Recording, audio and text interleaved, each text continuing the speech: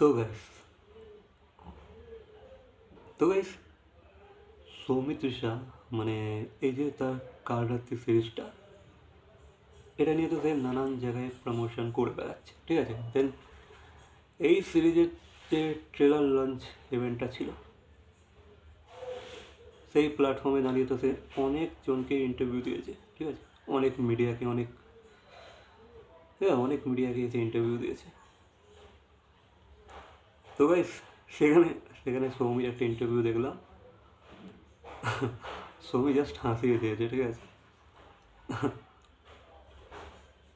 সৌমি সেখানে বেশ ফানিভাবে কিন্তু ইন্টারভিউগুলো দিচ্ছিল, খুব কনফিডেন্ট ছিল কিন্তু। তো সেখানে সৌমি এক এক মিডিয়া হাউসকে ইন্টারভিউ দিতে দিতে বললো যে তোমরা ভাই আমাকে নিয়ে এমন এমন খবর পাবলিশ করো, আর্টিকেল লেখো, যেগুলো আমি নিজে পড়েই ভাই হ্যারান হয়ে যাই, আমি নিজে পড়েই শকড। এবার এটা তো আমার জীবনে হয়নি, তবে তোমরা কেন এই আর্টিকেলটা লিখেছো? মানে যেমন কি আর কি লিখেছে, সৌমির জীবনে ঝড় নেমে এলো, ব্রেকিং নিউজ, সৌমি এটা কেন করলো, সৌমির বিয়ে হয়ে গেছে, মানে এই ধরনের মানে অড মানে অনেক আর্টিকেল থাকে না। তো সৌমি বলে আর কি, আমিও নিজে যখন ক্লিক করি লিঙ্কে, মানে ডিটেলে জানার জন্য লিঙ্কে ক্লিক করো, এরকম অনেক আর্টিকেলস থাকে, ঠিক আছে। আই থিঙ্ক তোমরা হয়তো এগুলো অনেকবার হয়তো পড়েছো, বা তোমরা সেই লিঙ্কে হয়তো ক্লিক করেছো। তো সৌমি বলছে ভাই এগুলো আমার লাইফে কোনো দিন হয়ও নি, যেগুলো তোমরা লিখে দাও, আমি দেখি আর ভাবি এটা কি ভাই, এটা কেন। তো সৌমি বললো যে তোমরা আমাকে নিয়ে এমন এমন এমন এমন আর্টিকেলস ছাপাও যেগুলো আমি দেখে নিজেই শকড হয়ে যাই। তবে দেখো, যেহেতু তুমি পপুলার, মিডিয়া হাউসরাও জানে যে তোমাকে নিয়ে আর্টিকেলস লিখলে তাদের ভিউজ হবে, তাদের সাবস্ক্রিপশন বাড়বে, তাদের ভিউয়ার সংখ্যা বাড়বে, ঠিক আছে। তো সেটা তারা করবে, কিছু করার নেই।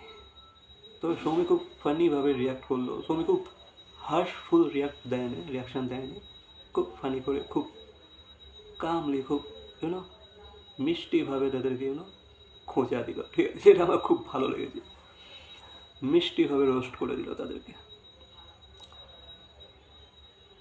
দেখ সৌমিকে এটাও আস্ক করা হয় যে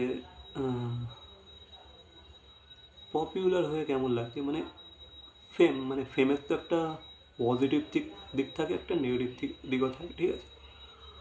তো তোমার কেমন লাগে বিং আ ফেমাস পারসন?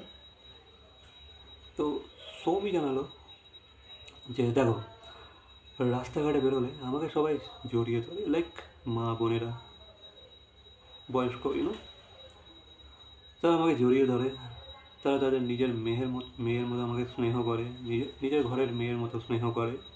এটাই তো আমি চেয়েছিলাম, তাই। হ্যাঁ, হতে পারে হয়তো অনেকে আমার হয়তো প্রাইভেসিটা অনেকটা আগের মতো আর নেই, অনেকটাই আমার প্রাইভেসি শেষ হয়ে গেছে। আমি যেখানেই যাই সেখানেই selfie, autograph, photograph and all থাকে। তো এগুলো ভালোই লাগে তার, ঠিক আছে। সৌমি জানে যে এগুলো তার ভালোই লাগে, যেহেতু সে এগুলোই চেয়েছিল যে মানুষ তাকে ভালোবাসুক, সে মানুষের ভালোবাসা পাক। তো সৌমির এগুলো খুব ভালো লাগে। But at the same time সৌমিকে নিয়ে যখন উল্টো পাল্টা আজে বাজে অড আর্টিকেলস ছাপা হয়, এগুলো হবে, কিছু করার নেই ভাই। যেমন বললাম আর কি, যেহেতু তুমি ফেমাস, তোমাকে যে কোনো আর্টিকেলস, সেটা তারা যার উপরেই লিখে থাকুক না কেন, তোমাকে ভাই সেই টাইটেলে তারা অ্যাড করবে, কিছু করার নেই। যেহেতু তোমাকে তোমাকে দেখে অনেক ভিউয়ার্সরা ক্লিক করতে পারে লিঙ্কে, সম্ভাবনা বেড়ে যায়, ঠিক আছে। সেই কারণেই ভাই তারা তোমাকে অ্যাড করে, বা তোমার নাম বা তোমার ফটো অ্যাড করে, সেখানে কিছু করার নেই, এগুলো চলতেই থাকবে, ঠিক আছে। তবে হ্যাঁ, এই এই সাক্ষাৎকারে, এই যে কাল রাত্রির প্ল্যাটফর্ম থেকে ট্রেলার ইভেন্ট থেকে অনেক কটা মিডিয়াকে সাক্ষাৎকার দিল, প্রত্যেকটা সাক্ষাৎকারে সৌমি কিন্তু বেশ বেশ কুল লাগছিলো সৌমিকে, বেশ কুল, খুব ওপেন মাইন্ডেড লাগছিলো, বেশ খুলে জবাব দিচ্ছিলো কিন্তু।